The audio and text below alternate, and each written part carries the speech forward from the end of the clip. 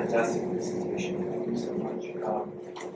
So prompts are complex, and I agree with you that they need to be scaffolded for the student and spending time unpacking the language, applying the models is perfect. But what I noticed is there was a lot of emphasis on the student, so I'm kind of curious, what about the teacher? Because a lot of teachers aren't given enough training on how to write prompts. And I'll give you an example, when I was collecting data for my own research, I was watching a tutor and a student look at a sample writing prompt. And the prompt read like this. Cell phones, the prompt was, name 3 reasons why people should not drive while talking on their cell phone. So if you try to think of 3 reasons, probably one is that they're dangerous. Okay. Well, why are they dangerous? They're distracting. So the student could only think of one, the tutor could only think of one, because if you keep going down, they all go back to being dangerous, right? So the tutor stood up and asked a lawyer, and the lawyer said there's only one reason, right?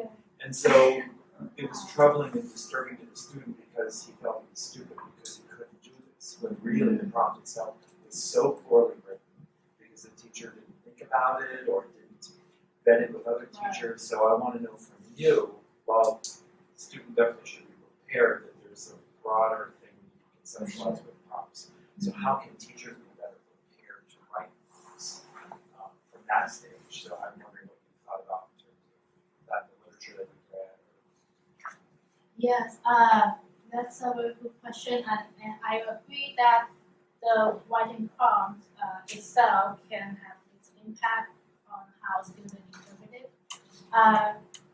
But on this project, I mainly focus on students, and I think that in my next study, it would be interesting to study how teachers can write effective writing prompt. One of the reading I read is knowing your students, consider the background knowledge where they come from, and so that the topic that they know more rather than the topic like for ESL students, they may not know a lot about American culture like or history, so maybe not having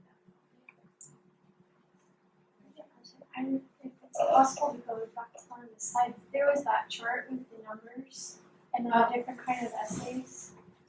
I thought that was super interesting.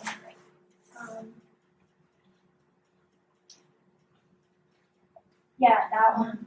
So I was trying to like this. So the numbers see like how familiar the student is with that essay. Okay. So one thing I was curious about, I noticed like the N7, the person's very familiar, so they produced the essay that was expected. But then I would love to hear, this is a really helpful chart, I would love to hear a clarification between, or the distinction between persuasive essay and expository essay, and see how that worked out. Because it seems, I was sort of surprised, because I thought that if persuasive essay and expository essay are similar, then I was surprised that the 2 was low, and they're very familiar. Anyways, does my question make sense? Persuasive essay, so the writing prompt actually asks students to write about how to solve their problem in the book. So this student B, he wrote an essay that trying to make his strategies effective and convince students to use his strategy. So it's similar content, but the form is a little bit different in the language. So yeah, expository essay is like explain how you have those strategies to solve your problem, or may not solve, but how you try out that strategy. So they're different kind of, yeah. So persuasive and expository are not that similar, is what you're saying? Yeah. Okay. Very interesting. Thank you. Somewhat piggybacking on what Dr. Poles is saying, one of the 2 interesting findings from the study, as I read Shuan's paper, is one, the specific words that the students glommed on that they said that caused ambiguity. And there are words like specific, like what do you mean by specific?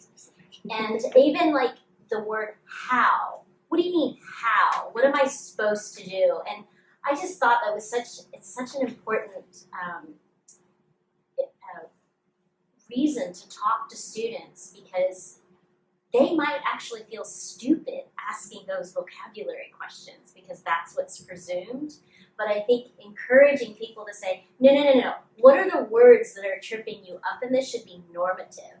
Did you do that in the classroom with your teacher? Was there an opportunity to do that? Do you think they would have benefited from just some, let's talk about the vocabulary in this writing prompt? No. You didn't get a chance to.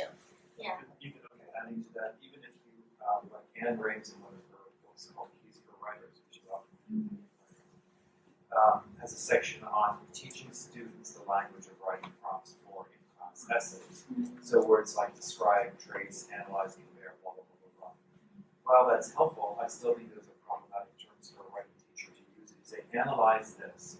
Well, what does analyze actually mean? So this is an assumption, we all know what that means. Versus what is trace? Well, trace may be a verb that's used in a history class versus recount. But I would even encourage writing teachers not to use those. I mean, you can unpack them in different ways. How do you actually go about analyzing something? And then breaking that down with the students. So using some of that vocabulary can still be, even for an industry that's problematic. Right? There's a lot of assumptions in it. One thing I forgot to mention is that students come from different backgrounds, they have different interpretation of different concepts in the school. Thank you for this presentation. It's a really, really interesting topic. And so two things. One thing that I loved this chart, and when it first went up, this part with the personal journal stood out to me because when I was doing the TA in English 209 class here, what happened a lot with the teacher was trying to get them to write essays where they were citing things from articles and using that as, to support points they were making in these essays. And a lot of people used personal examples to support, whatever argument they were making. And so as I'm reading the essay, I'm thinking, oh, that's, nice, that's a good support for, this point, or they tied that in well.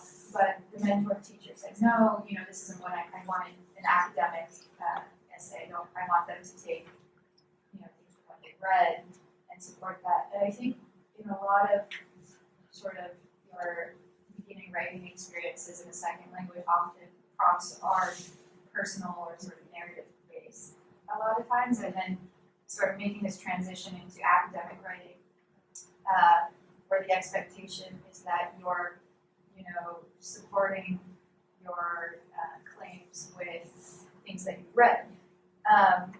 So I guess that's, making that transition. Did you find that all from, learners you worked with that they struggled to sort of differentiate, well, I did, back this up by saying I had this experience or, whatever it may be, or did they understand, that what the teacher was wanting was maybe... They were concerning that, do I need to answer my own questions, like, because the writing from, so the writing from here asks questions that don't worry about what I want to answer, but they still ask, do I need to answer the question that I have, or do I need to solve my problems and show how I did it? But actually it's just having students write about their process. So, and one thing I forgot to mention was back to that research, and one of my photo students only selected this number 5, do research, as a requirement for the essay assignment, and leaving all these requirements behind. So she went to the library, she did research with the librarian. On what? And that's totally what is expected. It's an introspective journey. The other thing I was curious about was whether or not there were like student examples, or because as you were presenting, I was thinking that It's in my paper. Okay. No, I mean that the teacher presented examples of like what a response would look like, because it just made me think now I'm in a Spanish class where I got a prompt that I don't understand, and I asked the professor if she could show us some examples from, previous classes, but she said no. So for this is the first essay assignment, and the teacher didn't show any example. But the later, now this last assignment, she showed sample for. So based on the prompt, I can see why a lot of students wrote personal sort of narratives or journal type things, because it's about their own experience reading something.